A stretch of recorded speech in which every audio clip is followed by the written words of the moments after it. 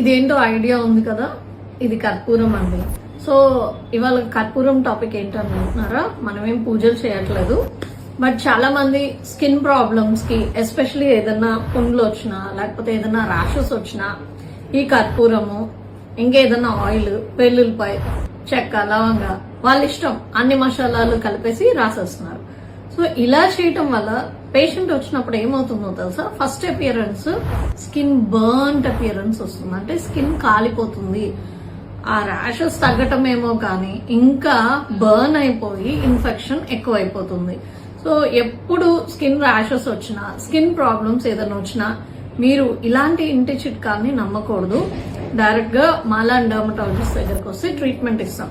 ఇప్పుడు అసలు కండిషన్ తగ్గకపోగా ఆ ర్యాషెస్ కానీ ఇన్ఫెక్షన్ కానీ ఇంకా ఎక్కువ అయిపోయి బర్న్ కూడా అయిపోయి పర్మనెంట్ గా మర్చిపడిపోతుంది.